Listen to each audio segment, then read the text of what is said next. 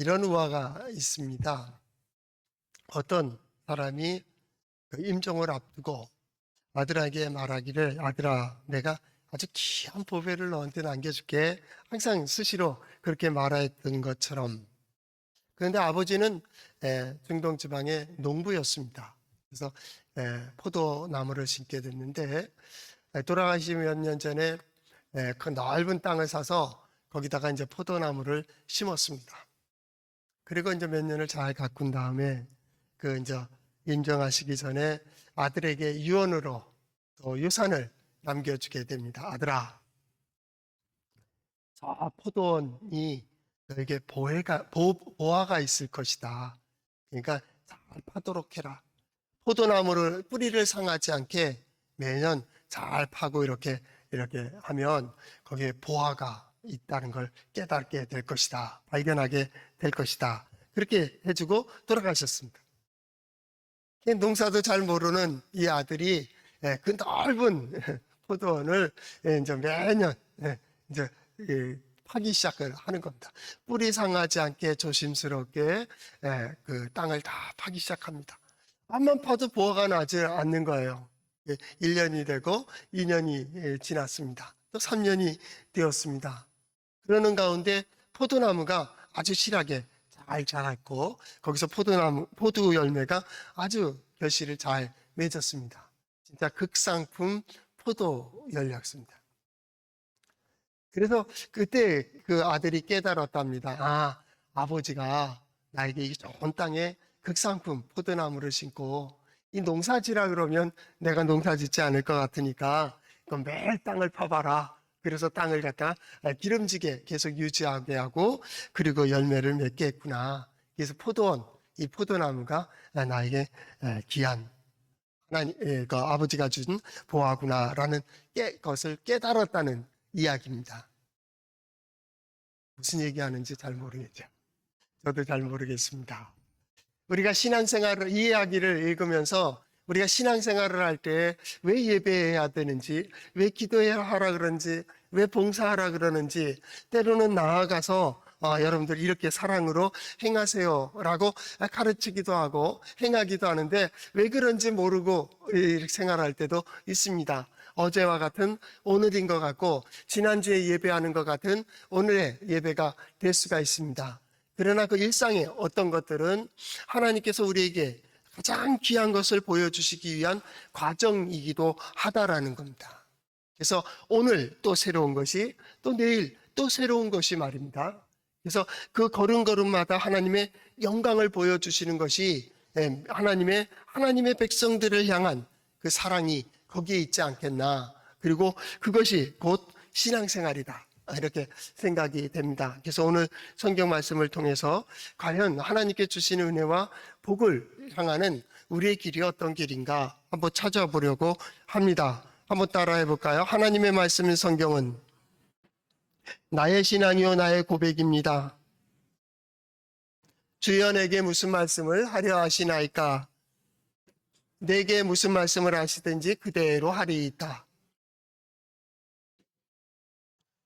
그대로 해서 하나님께서 우리를 어디로 인도하시는지 어떻게 역사하시는지 저는 미식축구를 가끔 즐겨 봅니다. 그 미식축구에 거기서 우승팀에게 빈스 롬바디 트로피라는 것을 줍니다. 큰 트로피를 주게 되는데 빈스 롬바디는 옛날 67년, 68년, 69년 그 당시에 한 베이커스 팀의 감독 이름입니다.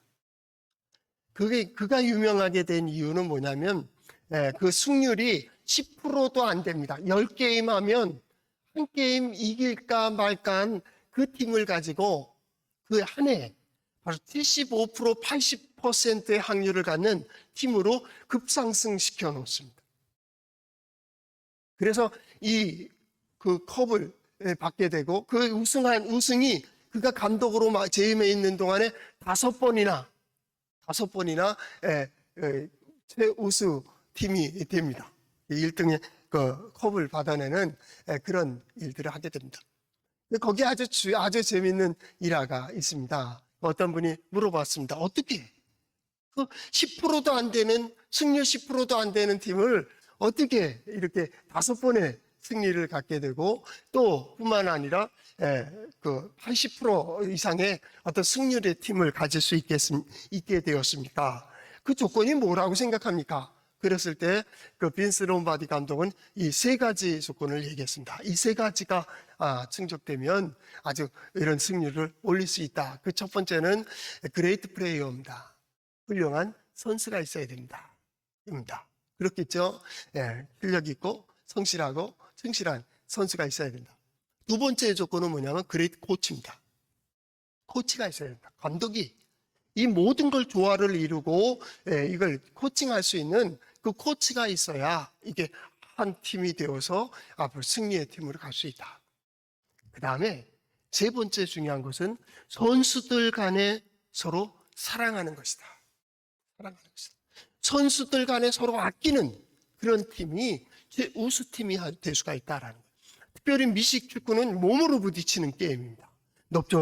이렇게 계란같이 생긴 볼을 가지고 뛰어 앞으로 나가서 치는 겁니다. 어깨로 칠 때 이 상대 달려오는 저 선수를 내가 막지 않으면 내 뒤에 있는 우리 동료가 더 강한 충격을 받으며 막아내야 된다라고 하는, 그렇기 때문에 내가 막아야 된다라고 하는 그런 마음을 가지고 이제 경기에 임하게 되는 거죠. 그 선수들이 서로 사랑하는 마음이 없다면 이걸 어떻게 막아낼 수 있겠어요? 저는 내년 요맘때가 되면 바로 그 빈스 롬바디 일화가 생각이 나고, 또 제 메모책에는 항상 그것이 기록이 됩니다. 저는 오늘 이번 설교를 준비하면서도 또 그 노트를, 메모지를 살펴보면서 생각했습니다. 우리에게는 훌륭한 그레이트 코치가 있다. 훌륭한 감독이 있다. 그분은 바로 예수 그리스도요 하나님이시다. 그 하나님은 완전하시고 또 완벽하시고 능력 있으시고 지혜로우신 분이다. 그 다음에 우리에게는 좋은 성도들이 있다. 프레이어가 있다. 그 말입니다. 우리 모두는 프레이어 같은 거예요. 무슨 프레이어입니까? 하나님의 역사를 볼 수 있는 눈을 가지고 있잖아요. 하나님의 말씀이 들려지고 있잖아요.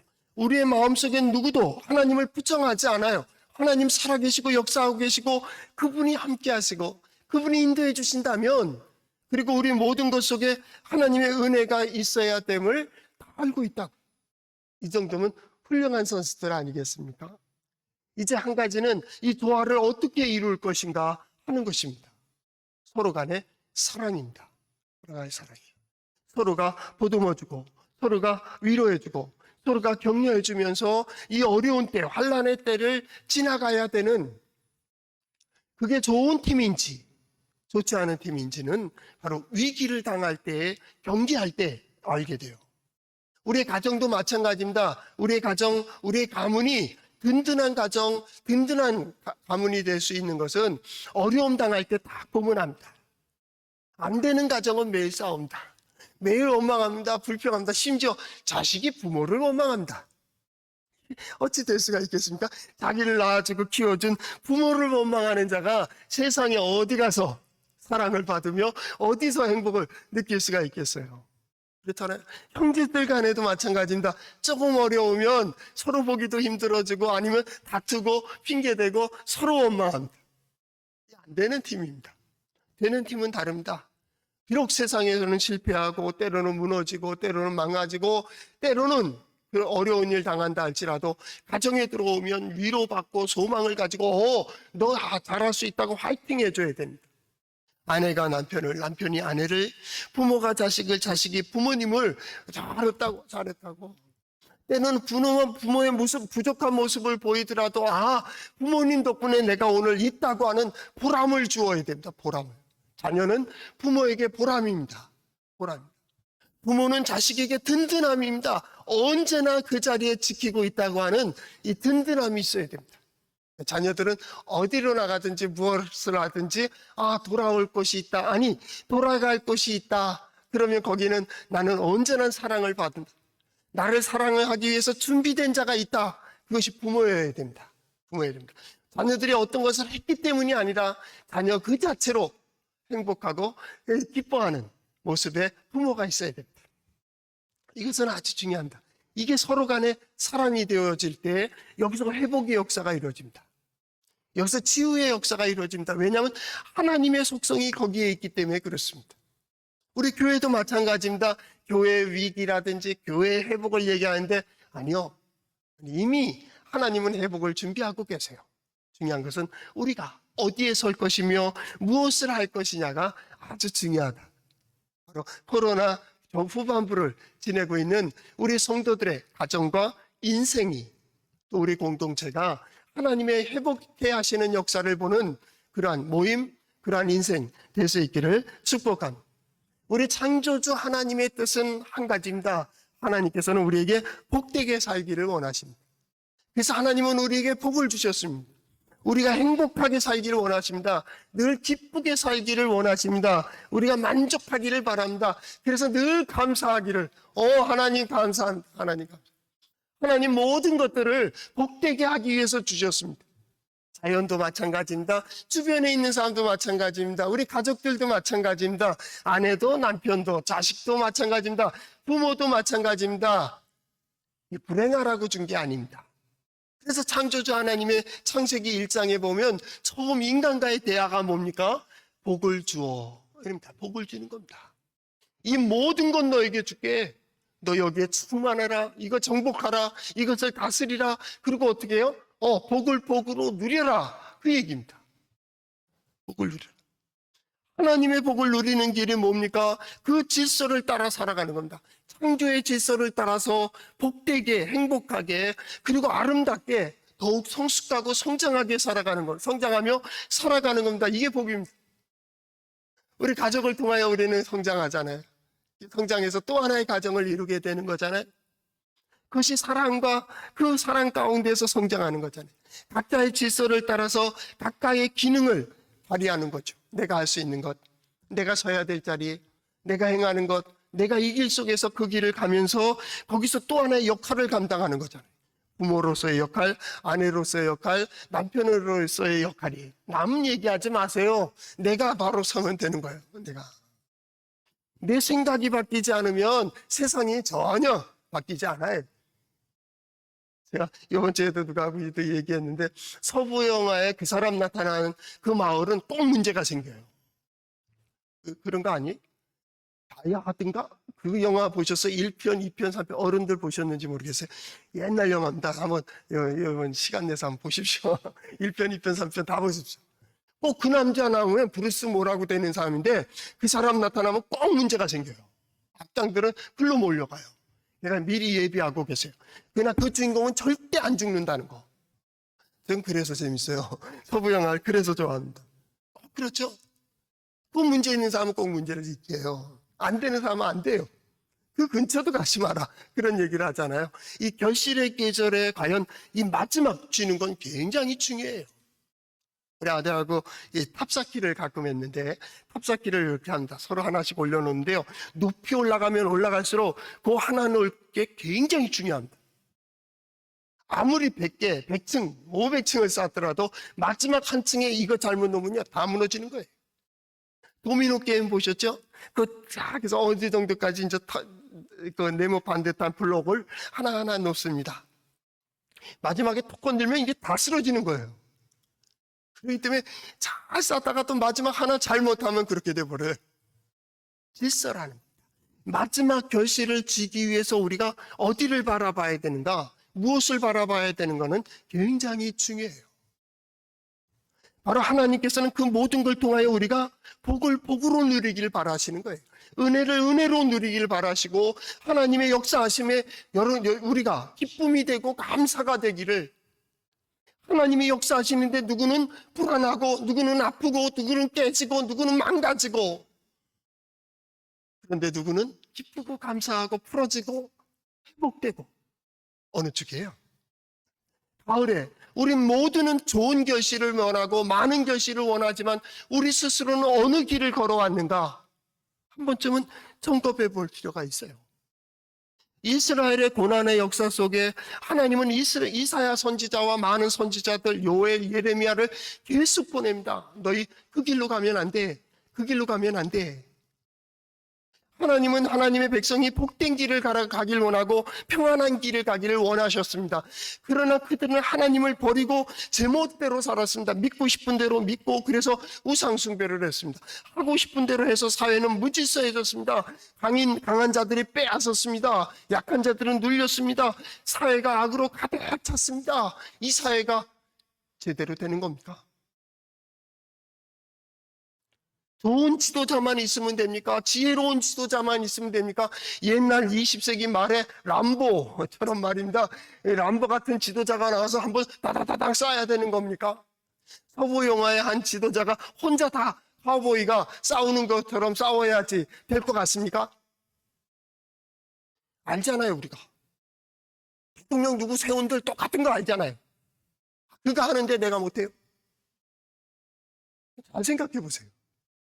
우리 모든 국민들이, 모든 백성들이 그 질서를 따라 자기의 역할을 감당하며 서야 될 자리에 서고 해야 될 일들을 하고 서로가 함께 위로하고 아껴준다면 지도자가 누구든 이 나라는 부강하고 든든한 나라가 될 거예요. 거기에 가장 기본이 누구예요? 믿음의 사람들이에요. 믿음의 사람은 빛이에요. 소금이라고 합니다. 드러내는 거예요. 자, 이렇게 하는 거야.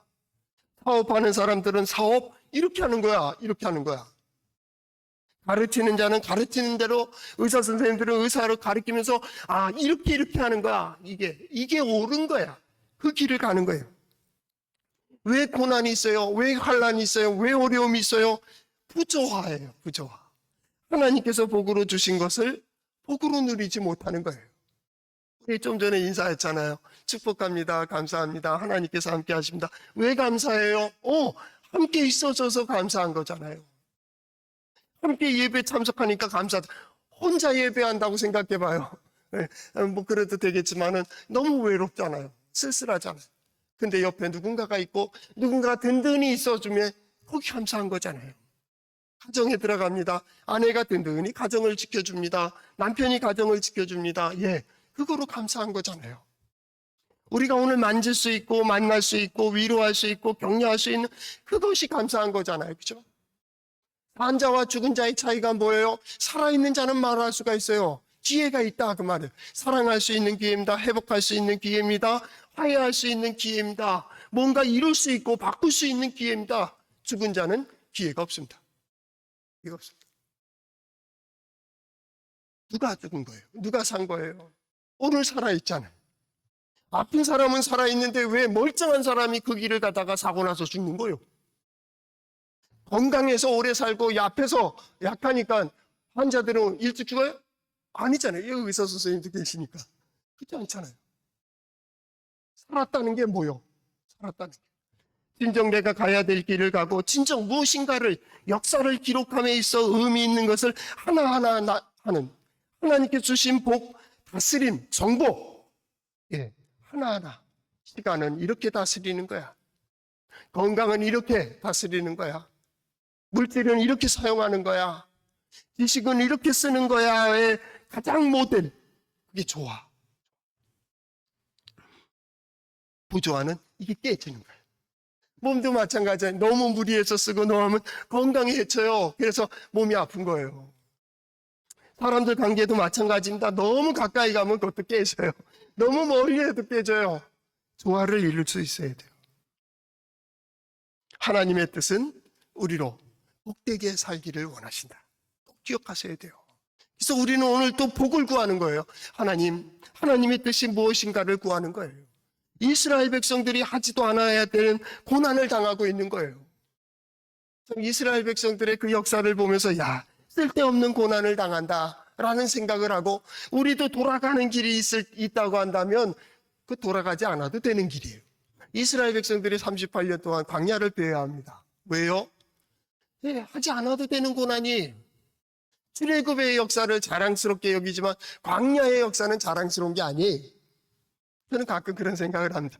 이 고난은 안 당해도 되는데 안 당해도 되는데 그 쓸데없이 자기가 너무 부지런해서 너무 힘들어서 너무 바빠서 그래서 당하는 고난들이 많잖아요. 우리 성도들은 할 수만 있으면 쓸데없는 고난은 당하지 않았으면 좋겠습니다.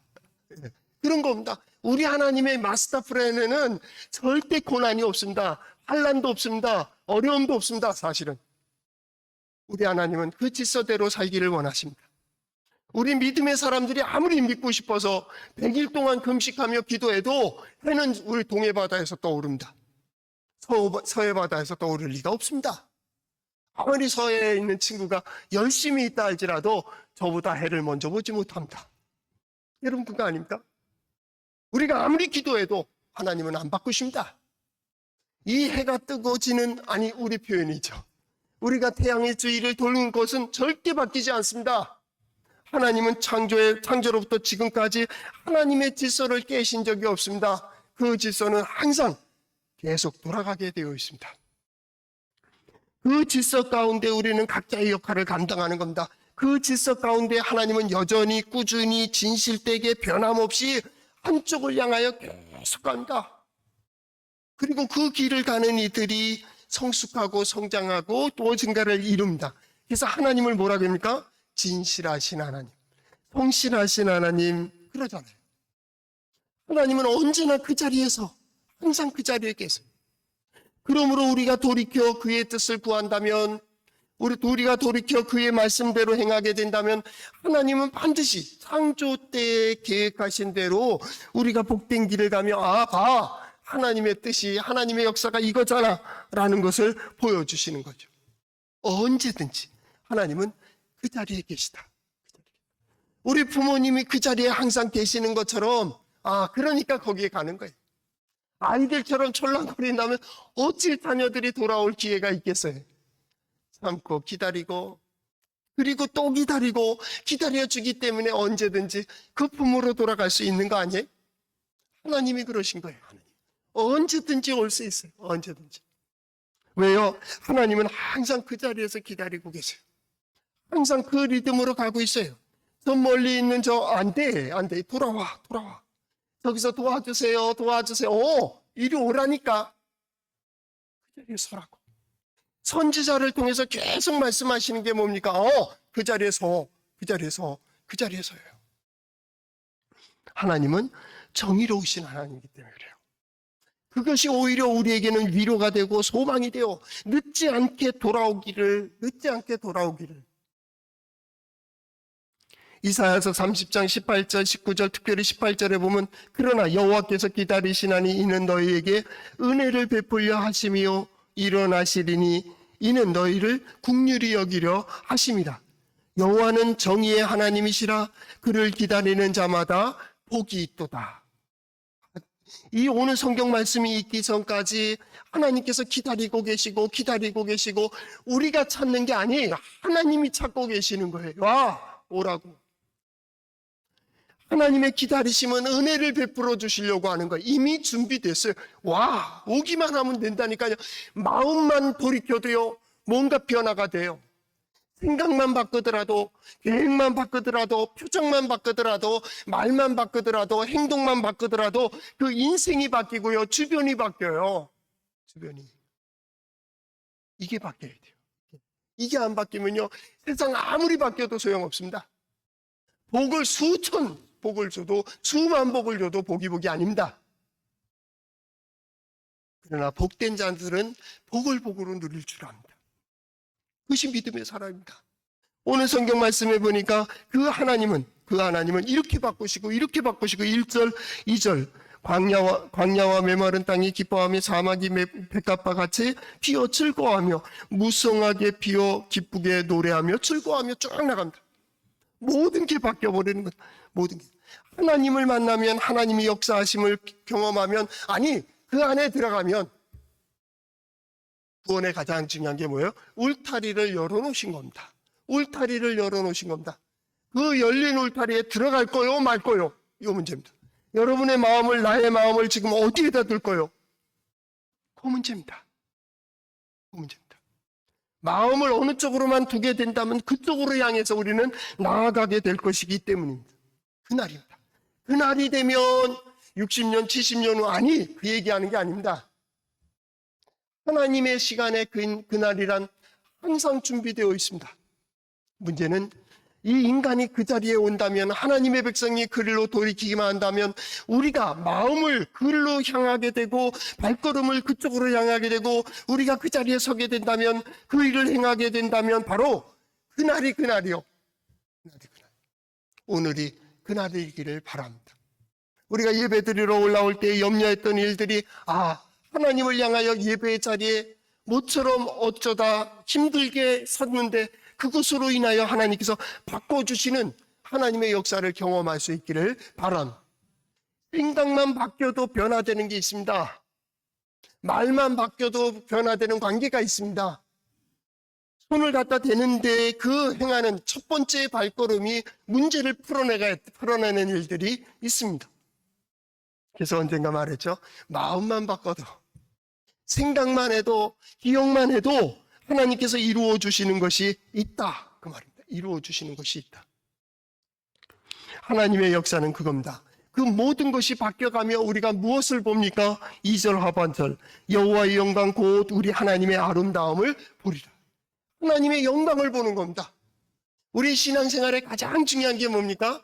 하나님의 영광을 드러내는 겁니다. 여러분의 인생의 목표가 뭡니까? 그러면 그냥 교회니까 우리 그렇게 얘기하자고, 하나님께 영광 돌리는 겁니다. 정말입니까?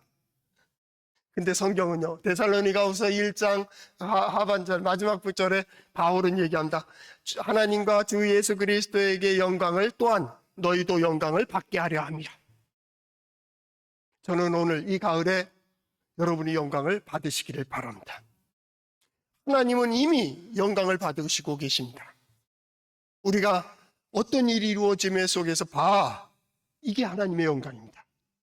하나님은 항상 여러분이 우리가 원하든 원치 않든 스스로 영광을 받고 계십니다. 문제는 우리가 하나님의 영광을 받아야 됩니다. 그것이 뭡니까? 하나님의 역사를 보는 겁니다. 하나님의 능력을 보는 겁니다. 하나님의 은혜를 보는 겁니다. 그것이 사람들, 믿지 않는 사람들까지도 뭐라고 합니까? 하나님이 너희와 함께 하시는구나. 너희를 도와주시는구나. 우리 지난 수요일날 스가랴 8장 20절에서 23절 봤습니다. 그 고난 속에서 기도하고 금식하는 이스라엘 백성들을 향하여 하나님은 말씀하십니다. 금식이 변하여 기쁨이 될 것이다. 즐거움이 될 것이다. 희락의 절기가 될 것이다. 그러므로 너희는 진리와 화평을 따르라. 진리와 화평을 따르라. 뭐예요? 하나님의 뜻을 행하라. 그 말입니다. 믿음이 뭐예요? 진리와 화평을 따르는 겁니다. 그렇게 될 때 많은 성읍의 사람들이 이 예루살렘으로 돌아오게 될 거라는 거예요. 평화가 된 곳으로 돌아오게 된다는 거예요. 어떤 사람은 교회의 위기를 얘기합니다. 어떤 사람은 신앙의 위기를 얘기합니다. 아니요. 지금 그럴 때가 아닙니다. 오히려 신앙생활하기 좋을 때입니다. 하나님의 기적을 보기 좋은 때입니다. 하나님의 능력을 보기 좋은 때입니다. 이것을 드러내게 될 때에는 바로 많은 사람들이 스가랴 8장에 나오듯이 우리가 가서 여호와를 찾고 여호와께 은혜를 구하자. 그때 많은 사람들이 말하길 나도 가겠다. 그렇게 한다는 거예요. 그리고 예루살렘에 와서 여호와를 찾고 여호와의 뜻을 구하게 된다. 그날에는 언어가 다른 이방인들이 와서 하나님이 너희와 함께 하심을 우리가 보았노라. 그러므로 우리가 너희와 함께 가려 하노라. 바로 이 코로나 이후에 이 후반기에 우리가 경험해야 되는 가장 중요한 것은 우리의 삶 속에서 하나님이 너희와 함께 하심을 보았노라 라고 하는 증거인, 이게 영광이요. 이게 영광이요. 오늘 성경 말씀도 마찬가지입니다. 그날에 5절 6절 보면 맹인의 눈이 밝을 것이고 못 듣는 사람의 귀가 열릴 것이며 그때 저는 자들이 사슴같이 뛸 것이며 쭉 나갑니다. 보지 못하던 자들이 어떻게 보게 됩니까? 눈이 밝아진다는 거예요. 새로운 역사를 보는 거예요. 어쩌면 지금 하나님께서 이루실 일을 우리는 알지 못합니다. 그러나 그날이 되면 하나님께서 이렇게 이루어 주셨구나. 하나님께서 그래서 이걸 들려주셨구나. 그래서 나를 예배의 자리까지 인도하셨구나. 그래서 나로 이 일을 소망하게 하셨구나 라는 것을 깨닫게 되는 거죠. 하나님께서 하셨다고. 하나님께서. 기적을 보는 우리 성도들의 삶이 될 수 있기를 바랍니다. 그 자리에까지 가도록 어떻게 합니까? 3절 4절 너희는 약한 손을 강하게 하며 떨리는 무릎을 굳게 하며 겁내는 자들에게 이르기를 굳세어라. 두려워하지 마라. 보라 너희 하나님이 오사. 너희 하나님이 오사. 너희 하나님이 너희 가운데 오사. 하나님의 역사가 시작된다는 거예요. 약한 자들, 두려워하는 자들, 그 떠는 자들을 무릎이 떨리잖아요. 손이 떨릴 뿐만 아니라 무릎도 떨리잖아요. 그 겁내잖아요. 겁내는 자들에게 뭐라고 합니까? 두려워하지 말라고, 놀라지 말라고, 놀라지 말라고. 어떻게 하라고요? 예, 하나님이 오신다. 하나님이 함께 하신다. 하나님이 역사하신다. 하나님이 오시면 모든 걸 해결해 주신다. 해결해 주신다. 그날을 보는 거예요. 그날을. 그날을 소망할 수 있는 우리 성도들 될 수 있기를 바랍니다. 그날을 소망하며 그날을 향해서 나아가는 거예요. 그 길은 8절 거기에 대로가 있어 그 길을 거룩한 길이라 오직 구속함을 입은 자들을 위한 길이고요. 우매한 자들은 우매한 행인들은 그 길로 다니질 못해요. 모르니까. 보아도 모르는 거죠. 어리석다고 얘기하고 세상은 어리석다고 얘기하고 세상은 미련하다고 생각하지만 하나님의 길은, 믿음의 사람들의 길은, 신앙인의 길은 대로예요. 대로. 우리는 좁은 문으로 가는 게 아니에요. 넓은 문으로 가고 있는 거예요. 우리의 길은 좁은 길이 아니에요. 넓은 길이에요. 왜요? 그것만 보이니까. 그것만 보이니까. 100가지 길들 중에서 그 한 가지를 보니까 좁은 문이에요. 좁은 길이에요. 세상 사람들은 100가지 봅니다. 1000가지 길을 봅니다. 믿음의 사람들은 오직 하나님만 봅니다. 모든 문제, 모든 상황 속에서 하나님이 뭐라고 말씀하실지, 뭐라고 인도해 주실지, 어디로 인도해 주실지만 봅니다. 그분이 나를 깨닫게 해주시는 대로, 내게 확신을 갖게 해주시는 대로, 내가 들려주신 대로 나는 그 길만 봅니다. 그 길은 넓은 길입니다. 어떤 일이 딱 생겼을 때 아이고 돈이 있어야 되는데, 아이고 어떤 사람을 만나야 되는데, 그런다면 그는 좁은 길을 가고 있는 겁니다. 그래도 믿음으로 살아 힘듭니다. 믿음으로 못 산다. 그런데 어떤 일이 생길 때마다 하나님의 뜻을 구하고 하나님께서 어떻게 역사하실지를 기대한다면 그는 그가 가는 길은 대로입니다. 그래서 시온의 대로가 있는 자는 복이 있다, 그렇게 얘기했습니다. 하나님께로 나가는 겁니다. 하나님을 보시고 문제를 보십시오. 거기에 실망이 있습니까? 하나님을 보시고 문제 상황을 보십시오. 거기에 두려움이 있겠습니까? 우리는 먼저 하나님의 뜻을 묻고 그 뜻이 무엇인가를 생각해야 됩니다.